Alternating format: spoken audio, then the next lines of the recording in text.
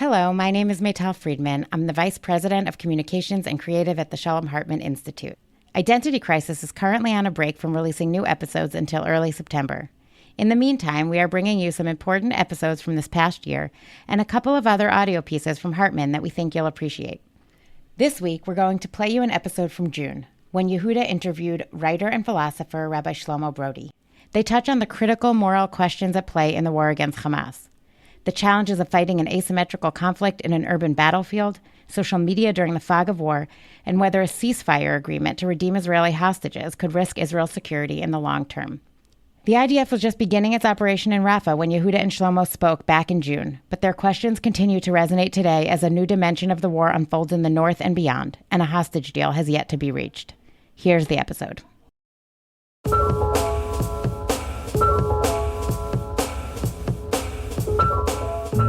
Hi everyone, welcome to Identity Crisis, a show from the Shalom Hartman Institute creating better conversations about the issues facing contemporary Jewish life. I'm Yehuda Kurtzer, recording on Friday, May 31st, 2024. All eyes on Rafah, the ubiquitous saying goes. All eyes on Rafah is a sentence in the present tense. It describes a reality which feels true. We are all watching what goes on in Rafah, many of us quite anxiously. Those who originated the phrase, I think it was actually a UN official, did so primarily to focus on the plight of the Palestinians out of concern for what the Israeli military might do in Rafah, a heavily populated area, after months of civilians being moved around in different directions in response to the Israeli invasion. The Biden administration is all eyes on Rafah, having finally set some ultimatums on the Israeli incursion and the use of its armaments there. We are all eyes on Rafah because it feels like it may be the last but prolonged battleground of this awful war, and a lot depends on which military analyst you're listening to know whether victory is imminent or possible or hopeless. All eyes on Rafah is also a directive. Look, it says, don't look away. The phrase took on this meaning especially after the tragic and awful incident last week when the Israeli military fired or misfired at its target of two Hamas commanders, leading to a conflagration in a tent that was temporary shelter for civilians and to their senseless deaths. The military apologized and promised an investigation. Prime Minister Netanyahu said it was a tragic mistake. All eyes on Rafah, said the critics of the war. Don't look away. All eyes on Rafah, meanwhile, responded many Jews and Israelis who believe that, the center of the war is there, and right underneath Rafah are very likely our hostages. If you want to look closer, even at what you can't readily see. And all eyes on Rafah is also a meme, part of this nonsensical social media business of noise and influence that's wreaking havoc on our societies and on our brains. As far as I can tell, the meme of All Eyes on Rafah, which depicts an encampment of tents in a desert stretching into the distance, is a meme that was most likely produced in Malaysia using AI, and none of that is relevant to the fact that it's now been shared on Instagram in over 50 million stories, becoming the rhetorical, and I hesitate to say artistic, imagery that becomes fodder for the performative activism of social media. And now there are counter memes too. All eyes on the hostages, for instance, or another one which reflects an image of a Hamas fighter standing over an infant. The infant has unmistakable red hair, and a caption says, "Where were your eyes on October 7th?" Which is to say there's also a front in this war that is won or lost by the metrics of public engagement. It is measured, pun intended, by eyeballs. All Eyes on Rafah tells of a deeper empirical truth about this war, that more attention has been paid to it than any other war in history. Such is the nature of modernity. That record keeps getting broken. But it also tells of something specific that Mati Friedman has been writing about for years, the Western fixation with the Israeli-Palestinian conflict that must reflect something beyond conditional political interest in this particular war, that it is a stand-in for something else, a proxy for larger questions about the West and about Jews in the West. How else to explain the disproportionate centering of Palestine in contemporary leftism, like the DSA, the Democratic Socialists of America, announcing this week that even amidst a huge set of social, economic, and political turmoils here in America, and in the advance of the possibility of another Trump election, their main political priority is turning the tide on Palestine. All eyes on Rafah, but in kind of a creepy way. Why are you looking at this and looking at us all the time? But I got to say, I also feel the words all eyes on Rafah as something of a searing personal indictment. I'm embarrassed to admit there have been a lot of times throughout this war when I have simply chosen not to look at the depths of Palestinian suffering that has accumulated steadily since October 7th, and that has been inflicted by a state that I support and in a war that I have supported. I just haven't wanted to look. Israelis have made this easier on themselves by not showing images from Gaza on Israeli television. If you don't see it, you might feel less implicated by it. The word seeing in ancient Greek and ancient Hebrew and idiomatic English is a way of expressing knowing. So it's a choice not to see, and a particularly chastening choice if you know that you're going to think differently or at least feel differently upon seeing something. I've comforted myself at times by saying that we don't really see anything, or maybe we can't trust what others want us to see when we look at Palestinian suffering in Gaza. The images coming from IDF-controlled areas are limited and controlled by the IDF censor. The images coming from Hamas areas and their casualty numbers are carefully curated by Hamas. This is an information war that controls what we see.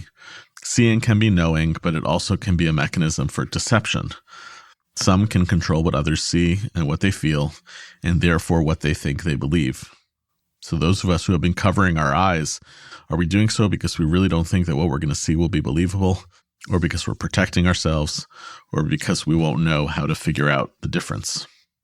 To see something in Jewish tradition is also to invite awe or to be terrified, thanks to that terrific inversion of the word lirot, which can mean to see and to be scared in the Hebrew language. In Exodus 14, at the crossing of the Red Sea, the Israelites, the text says as follows, Vayar Yisrael tayad hagdola asher asa Adonai b'Mitzrayim, vayiruham et Adonai vayaminu b'Adonai u'Moshe avdo. The Israelites saw the outstretched hand that God had done or raised in Egypt. The Israelites feared God in that moment and believed God and Moses, God's servant.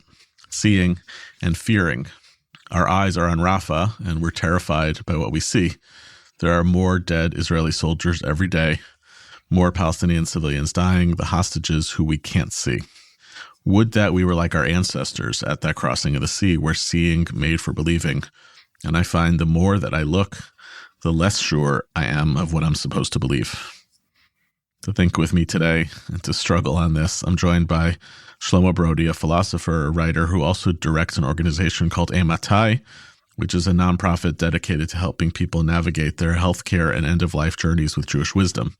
He has a long resume of public intellectual writing, of program directing, and of teaching. Has rabbinic coordination from the chief rabbinate, a doctorate from Bar Ilan, and most importantly, I think for today's conversation, is the author of a new book that's out now, very timely, I think written during the war, although I'll hear a little bit more about that because it feels like it was written yesterday. The book is called Ethics of Our Fighters.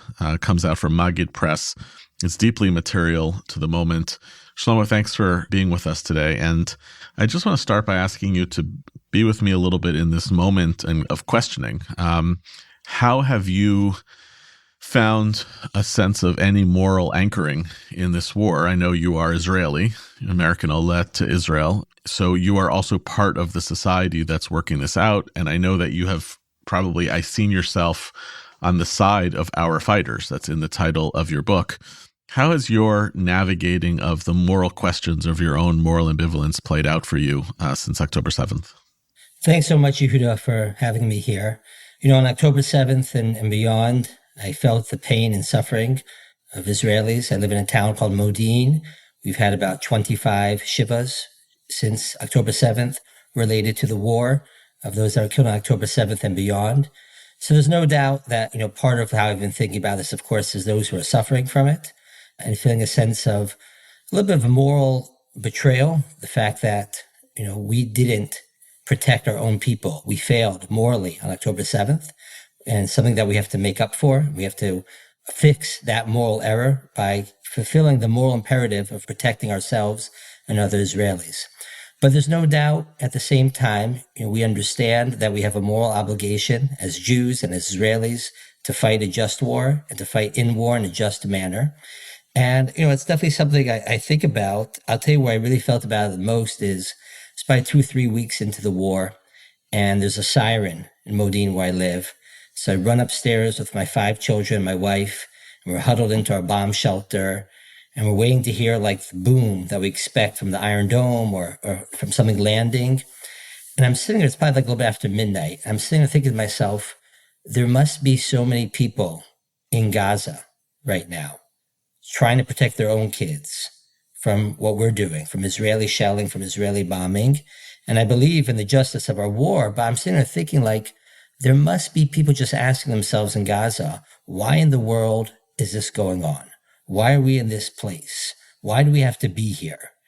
And I think that was a poignant moment for me. And I remember the day after, I was talking to a bunch of friends about my feelings in Modine, and they all felt the same way. They all totally resonated with them. So I think many Israelis understand the moral dilemmas that we face here. In my own community, we have many, many soldiers, both people who are 18, 19, 20 and beyond, much older. And we want them to go into war, these men and women, and to fight a moral war and to feel good about themselves afterwards. They feel that they acted in a moral way. We all know that there's a lot of stress and trauma from coming out of war. And part of that trauma is not only what happens to us, but what happens to others. And we want to make sure that our soldiers come home feeling secure in the morality of their actions. And so, I think that all that together has sort of placed a weight of saying that, yes, we very much believe in the justness and the morality of protecting ourselves, but we want to do it in the right way. Yeah. I mean, the questions of morality of war have become particularly complicated in the recent transformation of war, or whenever war moves from decision-making that takes place at the top of the pyramid to when, especially in urban warfare, a soldier is engaged in something akin to hand-to-hand combat. And then when the hardest decisions are made at the top of the pyramid, you have one kind of trust in whether your leaders are making the right moral decisions. And it's a very different business when it takes place among 18 and 20-year-old soldiers. I'm curious what your level of trust is on both ends, because they feel like very different conversations in Israeli society today. We trust our kids, our soldiers, to do the best that they can, and their Israeli military is subject to ethical training as well. But there's deep distrust of the Netanyahu government, of elements of the Netanyahu government who have made terrible rhetorical comments that have rendered them questionable, at least in the eyes of the international community. So how do you think about the question of trust as it goes to a citizen in a society wrestling with the question of whether what its military is doing is actually ethical or not? Yeah, well, Israel's a small country. So we all know people who are fighting in Gaza and come out of Gaza and are fighting and do other things in the West Bank for that matter. I have actually had 4 nephews serving right now, all in different areas, one on the Lebanese border, one in Gaza, one on the West Bank. So, we all feel it. And I do feel that you speak to people when they've come out of Gaza or do other things. And there is a sense of feeling like people are being careful about how they shoot and what they're doing. And there is a good sense of, people say to me, occasionally we have people that we're fighting with who are a little bit out of control, a little bit, not as restrained as maybe they should be. But by and large, the feedback that I get and hear from people is they feel like we know we're trying to target the people that are trying to harm us. We're trying to target combatants.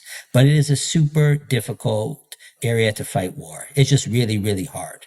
And there's inevitably going to be tragic mistakes. We see the tragic mistakes, by the way, when we kill our own. About 20% of Israeli army deaths are from friendly fire, right? So we know we make mistakes. You can't deny that mistakes happen, of course, when you have the phenomenon of friendly fire. And we know that other mistakes happen as well. But my feeling is that the sense you get from those coming out of the war are that we're doing what we can to protect our people and also to minimize the amount of damage to others, but in a very complex environment. The blurring of the lines between civilians and non-civilians combatants, the blurring of lines of military targets, of having all these peers coming out of people's houses, of people shooting from hospitals and mosques, makes this really, really difficult. I think from Westerner eyes, people in the West just haven't had to deal with it in this way, especially on your home turf. When was the last time people in Canada how to defend themselves. You look on Wikipedia and say, what were the conflicts on Canadian soil over the last 100 years? 2/3 of them are labor strikes and 1/3 are riots after Stanley Cup victories. I'm not minimizing the moral judgment of people from Canada, of course, but it's a different type of situation. And so, I think that I feel pretty good about how our soldiers are feeling about it. On the upper levels, at the end of the day, the people that are really making the decisions are people in the army, and Israel has a very strict code of ethics. There's no doubt there have been some statements, I think, from some of our leaders, defense minister in particular, at the beginning of the war, that were misguided, but I don't think actually reflective of Israeli army policy. And while there's certainly been mistakes, the general feeling, I think, is that we're doing a pretty good job in keeping our eyes on the goal. I'll tell you what really gives me the most source of comfort and confidence, Yehuda. And that is something I discovered when, researching for my book. You can't really judge what happens in the heat of the moment. It's too hard to know. You don't have all the information. But you look back and see what people have studied and said about Israeli warfare since 1982, since what's now known as the First Lebanon War. And you see here that the judgment is felt by many people, not just Zionists and Israelis, but outsiders who say, listen, given the complexity of where we're fighting and who we're fighting, the environment we're fighting, asymmetric warfare and urban warfare, Israel did a very good job at trying to accomplish its military goals while minimizing the harm to civilians.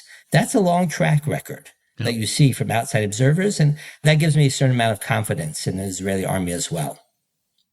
One of the features that's essential to, I think, modern military ethics, and by the way, a lot of modern military ethics are sourced from the IDF, which is its own interesting thing to think about. But one of the critical pieces of ethical thinking is that when it relates to civilian deaths are measured in terms of the legitimacy by intent versus outcome.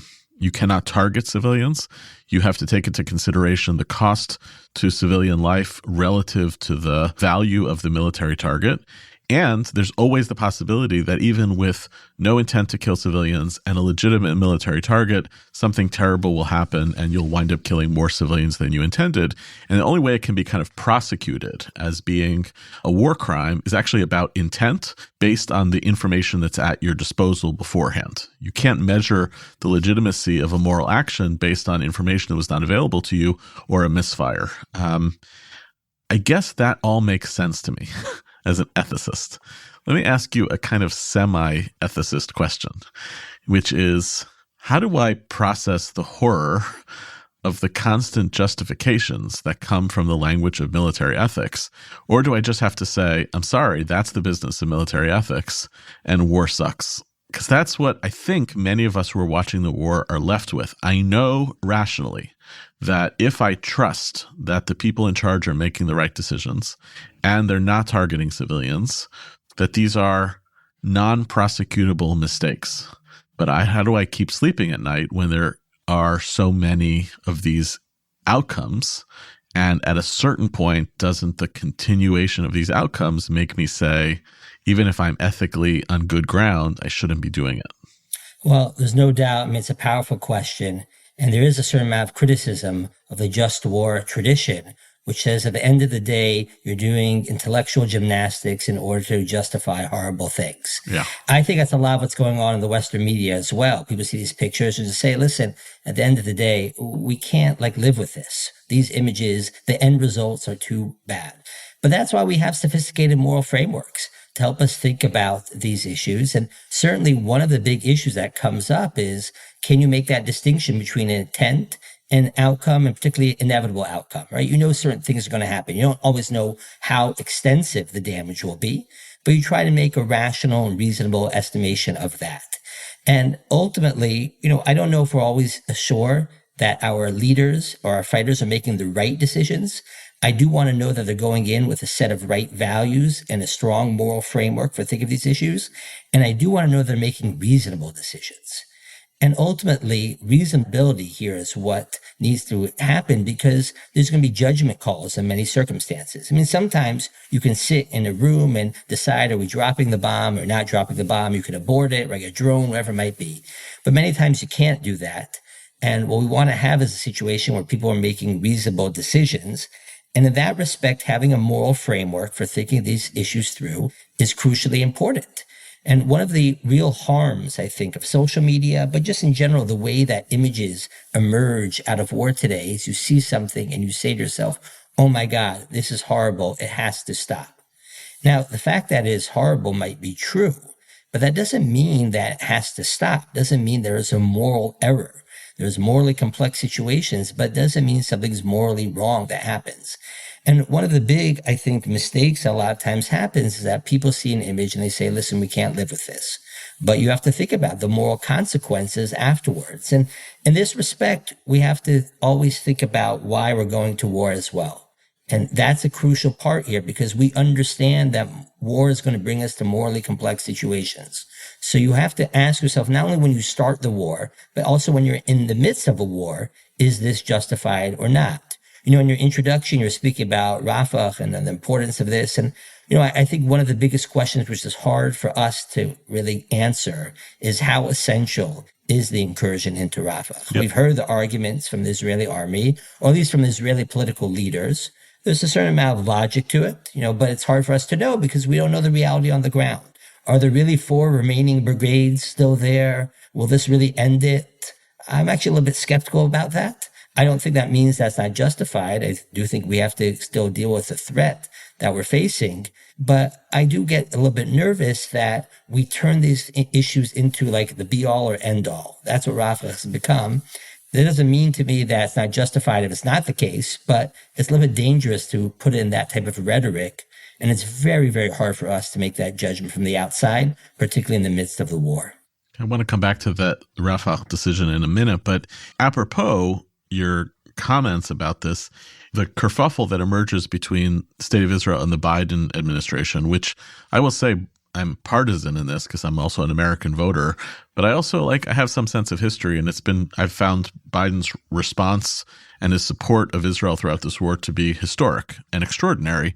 And having been in Israel multiple times earlier in the war, you know, back in November, had Biden landed in time for Israeli prime minister elections, he would have been elected prime minister of Israel. It just was extraordinary. And then you finally had this first fight that took place between the Biden administration and the State of Israel, which related to not the administration refusing to go along with the war, but making a very specific, and I thought, from the standpoint of military ethics, calculated argument, which is, we will not give you a certain type of armament, a 2,000-pound weapon, if you use it in Rafah, because we don't think it can achieve military objectives in densely populated civilian areas, and therefore there's no justification for why we should give them to you in this moment. Now, I will admit, I don't know the difference between a 2,000-pound weapon and a 1,500-pound weapon.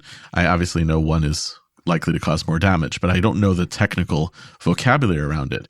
I would have thought that the logical Israeli argument that is making the case for its tactical, ethical choices would have been to say, we agree with you, Biden administration. We're committed to the same fighting of an ethical war in Rafah that you would want us to. And instead, it got exploited into what might be a military argument. It might have simply been political opportunism. Didn't it feel to you like a waste from a military ethics standpoint to not simply say, we basically agree, we're not going to use weapons like that, therefore we don't need them for the purpose of this? So here's how I understood that debate, or at least how the debate should have gone down. We agree on the mission to eliminate this threat. Because the Biden administration has said repeatedly, we think that we need to replace or get rid of or at least significantly weaken Hamas. Everyone should agree on that. And I think everyone agrees also we want to do that in the way which minimizes casualties and minimizes harm to everyone involved, whether it's Israeli soldiers and also to Gazan civilians. So both of those are really deep and important values. Now, if you have a strategy where you can achieve the military goal, the same military goal, and do it in a way which causes less harm, of course, that's what should be done.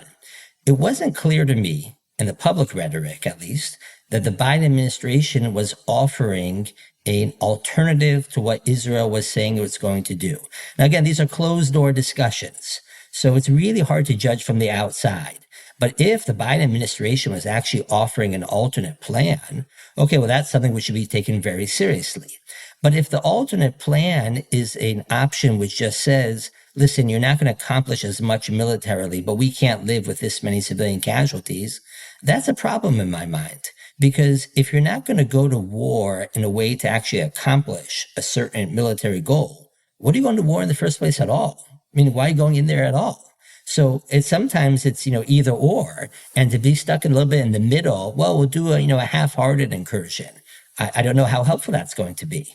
And it's very hard to judge that from the outside. Now, of course, if the Biden administration was behind closed doors saying, listen, guys, we're going to help you figure this out and you can do this and accomplish this in a different way.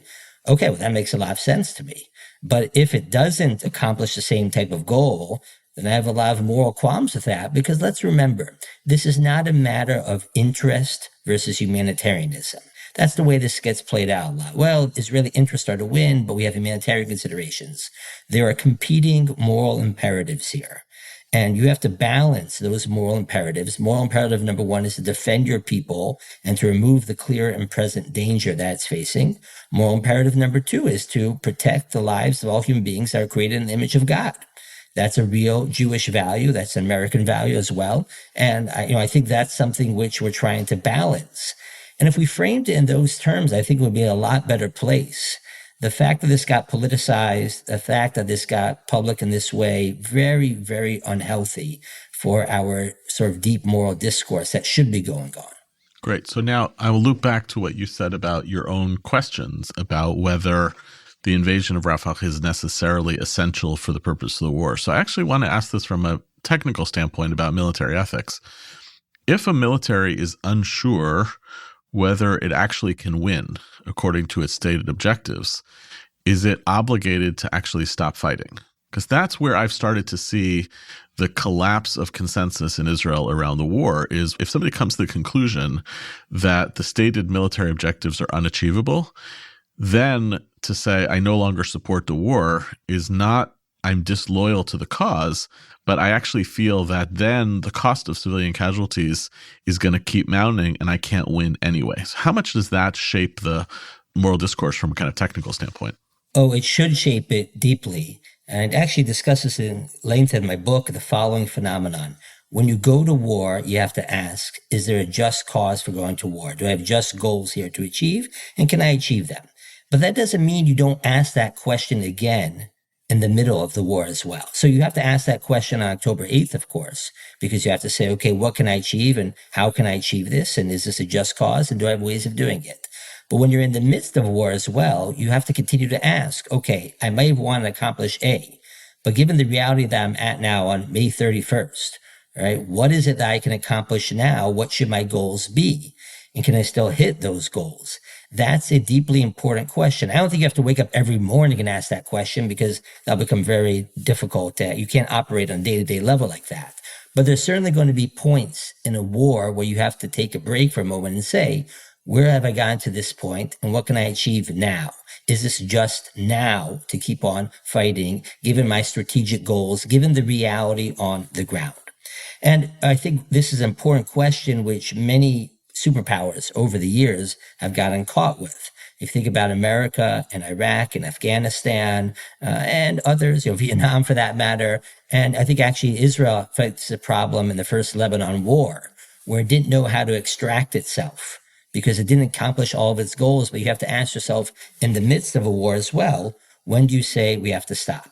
Because we just can't accomplish more. It's no longer worth it on a strategic level or on a moral level. I think it would be perfectly legitimate for the Israeli government or army to go back to Israeli people and say, listen, we want to accomplish A. We have accomplished a lot. We've reached a certain point. We're not going to be able at this stage to get more. Let's pull back. Let's focus on other things. You could say that for a lot of reasons. I mean, you could say that because we were just limited in our means and our resources, and we actually have to really worry about Hezbollah now. Or we have to worry about Iran, right? I mean, there are a lot of different reasons why you can make such a statement, but you can say on a moral and a strategic level, there's only so much we can do. I think my biggest fear with the Israeli leadership right now, who, I think deserves a lot of criticism, but not always the criticism that's been given. But you always have this fear that we've seen in past as well, is that when political leaders feel they have to show certain accomplishments, they're going to naturally assume, oh yeah, we can accomplish more if we just do a little bit more. If another 2 weeks, if another incursion, whatever it might be. That's a big question. They might be right. they might be right that invading Rafah is really essential here to pressuring Hamas in order to eliminate a lot of people. It could be right, and it could be that's going to be true by going back to northern Gaza and other areas as well. But you always have this concern that what's driving the leaders is a political consideration as well, which is a little bit nerve-wracking. And it's particularly nerve-wracking in our case right now because the mishap on October 7th was so bad. But it's also nerve-wracking because we want to keep our eyes on the broader goal. The goal is to make our defense better. And particularly when you have to think about the political and diplomatic situation, and particularly have to think about the resources we're going to need if we have to fight Hezbollah. Well, we may not be able to get stuck in Gaza for much longer. So that's a question which is hard to answer, but I think that's a moral framework of thinking about the dilemma that we have right now. But shouldn't that mean, therefore, that an ethicist actually has to interrogate the political interests of the military, of the people leading the military, in order to be able to continue to make pronouncements about the ethics? I remember there was a short piece a number of years ago by the Jewish philosopher Charles Mannequin, who's an outspoken critic of the state of Israel and its military. And his argument was essentially rooted in order to affirm that there's a stated military objective, right, that comes from the spokesperson of the IDF. Once you're in that framework, you can evaluate the legitimacy of the particular use of force, but that requires of me to trust the motivations of the military spokesperson. And we know, by the way, when on our side, we would never trust the narration that comes from the other side. So being a citizen of a society inclines you to want to trust, through the framework of patriotism, that the people on your side are actually telling you the truth. But shouldn't it be the responsibility of precisely the military ethicists to actually interrogate the truth claims that are being put forth both by the military and by the political leadership? It's definitely an obligation to raise these questions. Interrogate feels a little bit strong to me, but there's no doubt, people of goodwill, thinkers, ethicists, rabbis, authors, writers, anshe ruach, as they say in Hebrew, are people that need to be asking a lot of questions, but those questions go a lot of different directions. I mean, some of these questions could also be, why are you waiting so long to enter Rafah? Like, what are you waiting for? We have hostages there, right? We have needs that we have to be taken care of. That can be going a lot of different directions. So, the moral imperative and the questions that have to be asked here don't always go in one direction or another, but it's certainly important for people to raise questions. And I think that, in Israeli society as a whole, it has become a little bit skewed because of the ongoing political discourse before October 7th, which was so unhealthy and so harmful that people now have a hard time raising legitimate questions in a lot of different directions. I mean, there are some right-wing politicians who I don't care for one bit. I'm not going to name names here, but people I really dislike, I don't mean on a personal level, I don't like their political views. But they're also asking serious questions, I think, about how the war is being run and why we're not doing things in a more decisive manner. That's also a legitimate question. So all I'm saying with your point is I think you're absolutely right, but it goes in both directions, right? That can go in a lot of different ways in terms of thinking about the moral dilemmas we have. One of the examples that you cite for kind of criticism of the book, use that word carefully because I think we're referring to a teacher, both of ours, Rafah Mital, of blessed memory, was around the terminology, and you'll flesh out the case of Rafah Mital referring to actions of the IDF as a Chilul Hashem, a desecration of God's name. And what you point out is there are two climates that make figuring out what actually happens in war very difficult until after the fact. One is what's famously referred to as the fog of war. You genuinely cannot know what's going on. And to me, I've been banging this drum in the American Jewish community for months. The minute these declarations, these pronouncements about what happened yesterday in the war, like you don't know anything about what happened yesterday in the war or today. And then the second cloud, which has become very pronounced, especially in this war, is that there is an intentional misinformation and disinformation war, which ultimately serves the enemy. If you can actually fabricate what's taking place, it's not just fog of war in that kind of accidental force of nature kind of way. It's like people want to tell you an opposite story was taking place.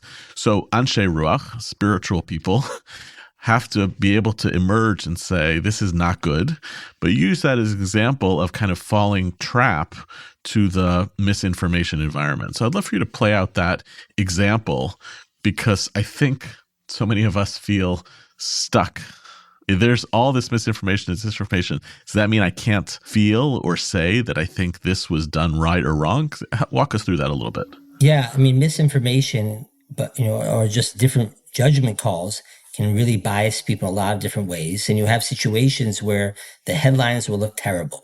Right? Think about early on in this war, when that hospital was struck by a rocket and there's an allegation 500 were killed in Gaza. And for at least 2 days, the narrative in world media was saying, okay, Israel struck a hospital and killed 500 people. Now, you could call that a Chilul Hashem, a desecration of the reputation of God and of the Jewish people, because after all, the headlines around the world say that Israel's a bloodthirsty people and they've killed a lot of innocent people. But the danger here is that when you're responding only to just what the headlines are, you're not doing some form of critical, serious moral judgment and knowing the facts.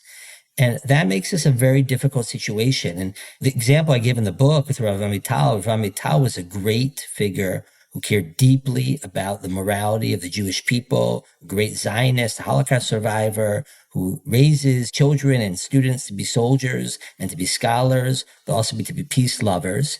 And he becomes a minister in the government, partly because he's afraid of some of the ways in which religion is being portrayed as being bloodthirsty and always seeking war and violence. And when one of the incursions in the late 90s into Lebanon happens, and there's a strike on a city called Kana, in which a number of people in a refugee building of the UN get harmed and killed, Rav Amital comes out and says, this is terrible, tremendous Chilul Hashem. I can't believe our soldiers did this. And it turns out that, yes, we made a mistake there, but there's a lot of human error, a lot of weather factors that went out here, and also the fact that the Hezbollah fighters were shooting rockets from a cemetery right next to the UN compound. And so Rav Amital is screaming, this is a Chilul Hashem, this is terrible, because the headlines are terrible. But in fact, you had a complex moral situation in which a mistake happened, partly our fault, partly from Hezbollah's fault. And to then make a judgment and say, oh my God, I can't believe our people have done this, is unfortunately terribly superficial. And so, I sit here and think about, well, how do we think about this war with so much, not only the fog of war, but the misinformation that's going on there. And I think we have to maintain a certain amount of, on the one hand, trust and belief because of not only patriotism, because of the history of how the IDF has fought, but also maintain reserved judgment about things.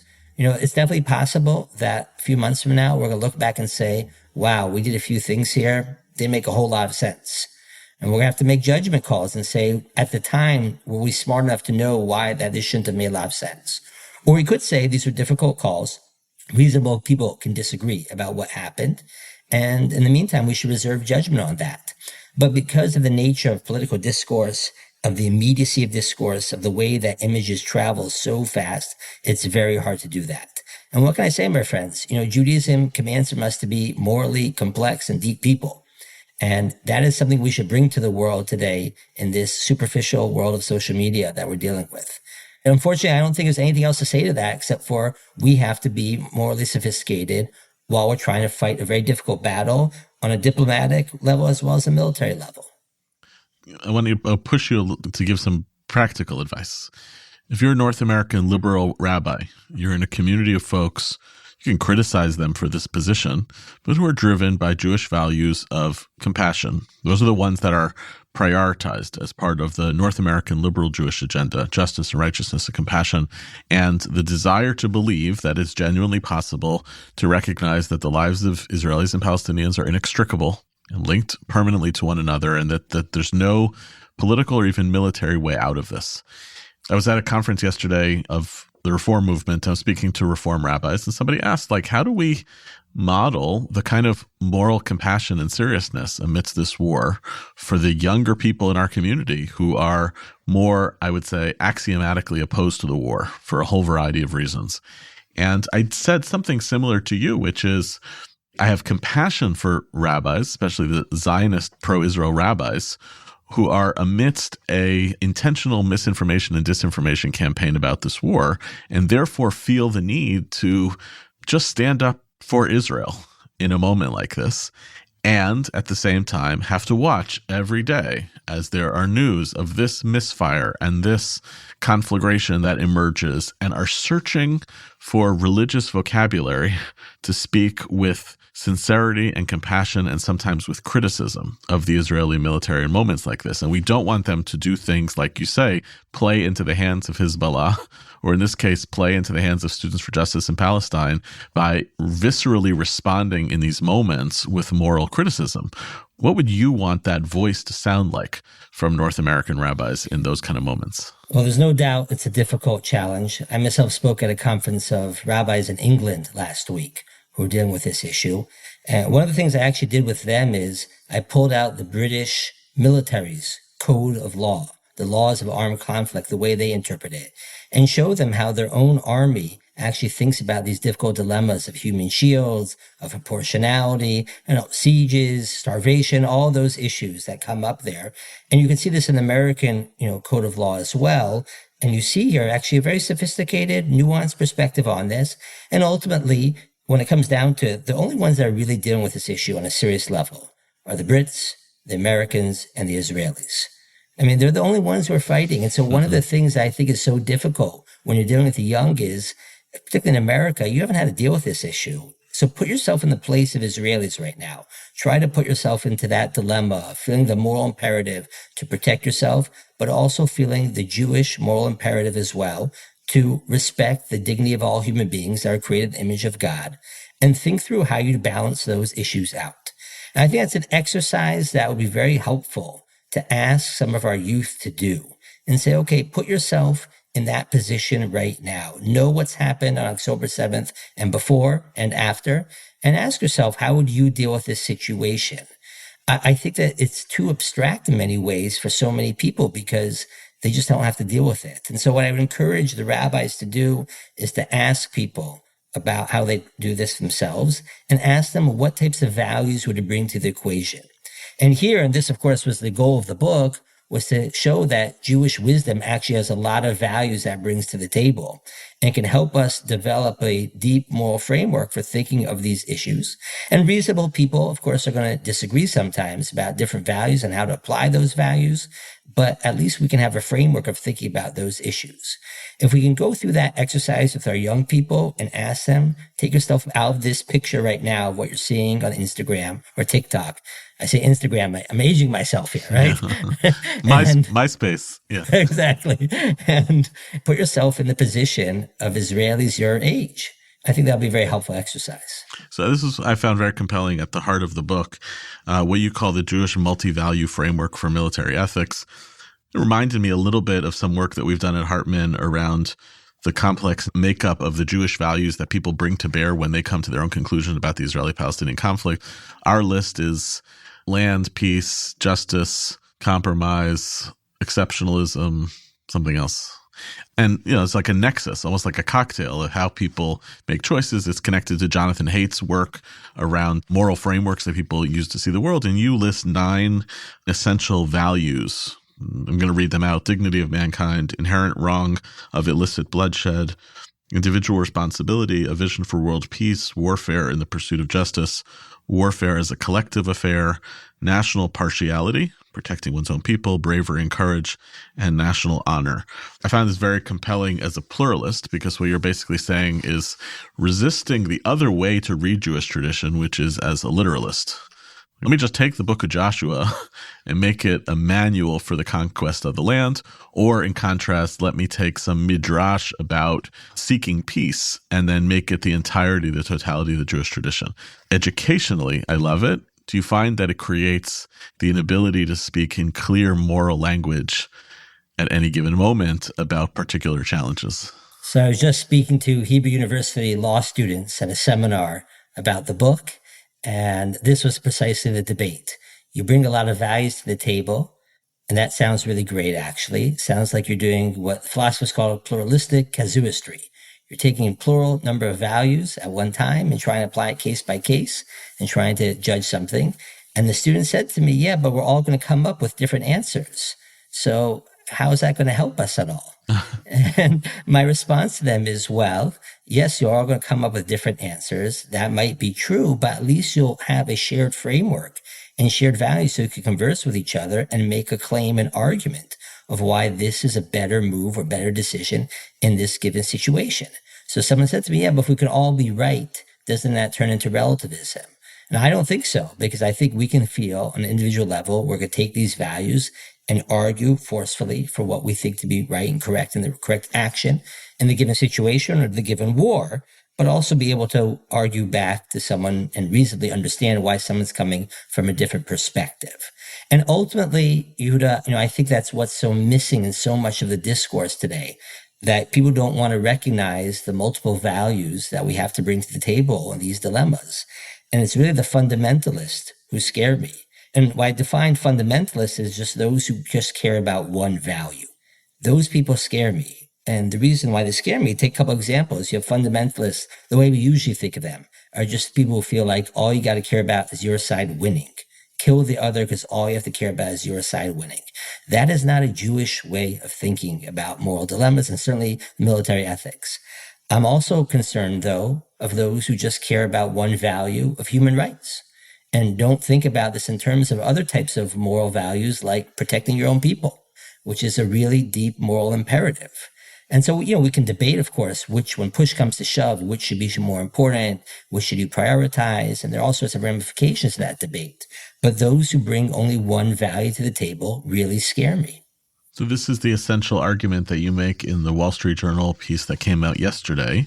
It's titled, Rescue Israeli Hostages, but at what cost? This is an edgy title for a society in Israel where the priority of family and of rescuing hostages is paramount, where Jewish tradition has some really strong statements on the importance of rescuing hostages, which have been exploited, I would say, politically by those who want to use that as an argument about only fighting the war for the purposes of rescuing the hostages and therefore being willing to negotiate. And you express some more ambivalence that actually, and this is your own version of pluralistic casuistry, right? Working out the competing values. In this case, the big one is the costs are twofold. One is to have to end the war, and another is to have to engage in a negotiation which will release terrorists who will most likely come back and attack the state of Israel, as happened with the Gilad Shalit negotiations, and many of the people who were released came back and attacked Israel on October 7th. And it's hard to read because we want our hostages back. Right. Yeah, I'd say that writing this was super difficult. In fact, I was afraid to show it to my wife, who has very strong feelings that we need to bring home our hostages now, to the point where she said to me, I can't believe you're the father of 4 daughters at one point. I said, you think that that should be the moral imperative. And my response to her was, well, I want my daughters not to have anything like this happen to them. And if we keep on releasing terrorists who go back doing the same thing because they see an incentive for doing this, for taking hostages, what type of society are we building? Right? We have to be very concerned and not just think in short-term levels, but in long-term levels. So I'm happy to say my wife was actually happy with the piece, which is probably the most important. I was going to say, once your wife said that to you, you weren't like, maybe I won't publish it. I admit it was very, very nerve-wracking, but I got a good report from her and even from my mother-in-law. So there you go. But, it's super, super nerve-wracking to talk about this issue in Israel. There's no doubt about it that we want to bring home our hostages as a moral imperative. But there are countering moral imperatives as well, which relate to the long-term national security. And we don't live in a shtetl anymore. And we have to think in those terms as well about responsibility for a whole country. And I'm very, very concerned when we see these images, which seem inevitable at this point, that we're going to have to release a certain number of terrorists from jails. And I'm just going to sit there and asking, how many Israelis are these terrorists going to kill in the coming years? And I find that to be a very, very difficult situation for Israel to be in. And Yehuda, it's interesting, after the Shalit deal, which was so lopsided, right? We brought home one soldier, full stop, period. I'm happy we brought home Gilad Shalit. I am happy about that, right? Every Israeli, every Jew, every member of the army, it's very, very important. But we released over 1,000 prisoners to bring him home who've gone on to do terrible things to us. And after the Shalit deal, as was going on, Israel appointed a high-level committee, ethicists, judges, and others, and said, okay, let's think through how we avoid this again. And as far as I can tell, everyone has just entirely ignored the findings of that committee. And that's a horrible thing because you actually set up a moral framework with a group of a philosopher and a judge and others to think about and deal with this issue. And we've utterly dismissed it.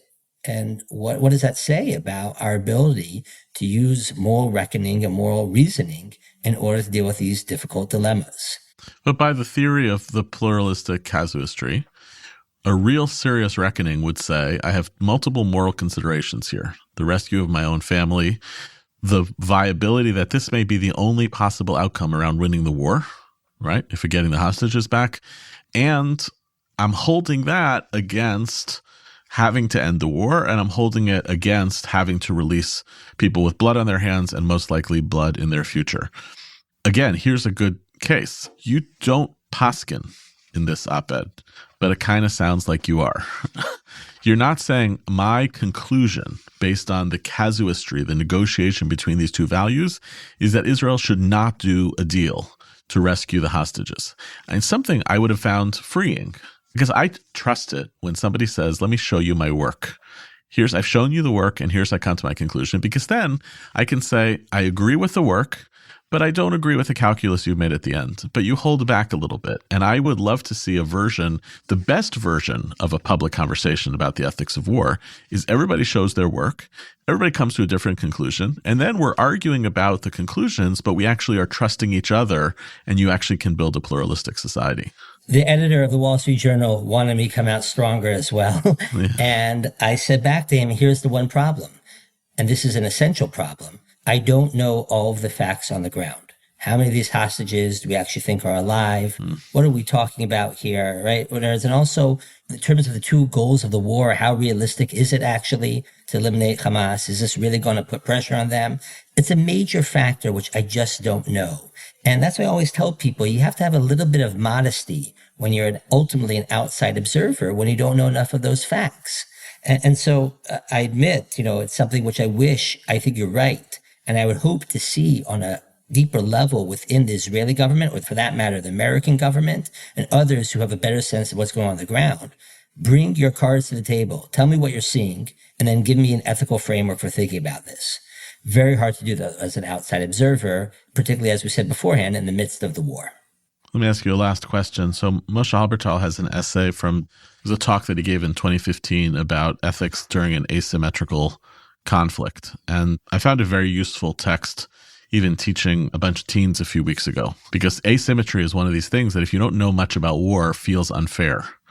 But when I actually asked the teens, like, wait, is it true that just because one military is stronger than the other, that they have to fight with one arm tied behind their back? Do you have to make a war fair, or can you actually use that to your advantage to win? But anyway, at the end of the article, he asks a beautiful question, which is a pedagogic question. And he says, he's asked all the time, how do you actually play out all of what you know about ethics in the middle of a conflict? It's unreasonable. I'm making decisions in real time. How can I use these principles? And Halbertal's answer, the rhetorical response, he says, is, well, don't you have to make tactical decisions in real time? Yeah, of course. You have to decide, do I put my troops here? Do I put my troops there? And how do you trust yourself to get to that place? He said, education. So how do we create societies that educate as rigorously around ethical decision-making as they are around tactical decision-making? I found that kind of a beautiful image for education in general. And I would ask you, like, what's one hope of how you would want your multiple moral frameworks to guide how Jewish communities might think about educating around these issues? It could be in Israeli society, it could be North American Jews. What's your vision of how this could improve Jewish education? Yeah, it's a great question that he poses there at the end. It actually reminds me, a couple of people bought my book and then sent it to their sons who are soldiers in Gaza. And I'm thinking to myself the following: do I really want them to read this book at night, let's say, when they're in the middle of Gaza right now? Like, is that really the duty of a soldier to be thinking and stepping back that way? And I'm not sure, if that's helpful or not, if that's distracting or not, but there's no doubt that I think that we have to have a deeper moral thinking and education about the morality of war, and teach people a little bit about some of the types of tools that are necessary of analyzing what makes a just war and what makes it acting in war just behavior. Even that distinction alone about asking those two questions. What makes it just to go to war? And then also about what makes you have just behavior within war is an important distinction which has to be taught.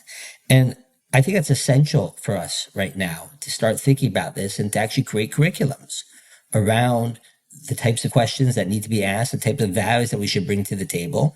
And we can use case examples. And we shouldn't be afraid of using case examples when we messed up, when we made mistakes. Sometimes those mistakes were made in the fog of war, and sometimes those mistakes were made because it was a bad moral calculation. Deep thinkers, serious people from a deep moral tradition like our own should be able to recognize that we do some things right and we do some things wrong. We need to learn from those mistakes. And, it's sort of wild. You mentioned earlier, Israel is featured prominently in all contemporary writing of military ethics. It's actually pretty remarkable. And we have a lot of material now from the last 100 years, actually, in which the Israeli forces, but Jewish tradition can bring a lot of wisdom and guidance to this issue. It's actually pretty remarkable, Yehuda, if you think about it. We didn't fight for so many centuries. We just didn't have to deal with this issue. And who knew, right, that we're going to end up having a situation where our tradition would actually bring something really deep to the table. But I guess we should have confidence in our tradition as well. And indeed it does. And so I love to see following this war and just in general, of course, following the book, is this idea of saying, well, we could really develop a deep curriculum to think about these issues, which ultimately the goal is not to create a situation where we all agree with each other. What we should be trying to find is a shared moral framework of thinking about these issues so that we will talk reasonably to each other and come to some form of discourse with each other, which is going to be so important. I mean, we're going to need a lot of physical fortitude in the coming years, and we're going to need a lot of moral fortitude, the strength to be able to ask ourselves why we fight and how we fight. And so I hope that will be a challenge which Jewish educators in Israel and around the world will take upon themselves at this stage.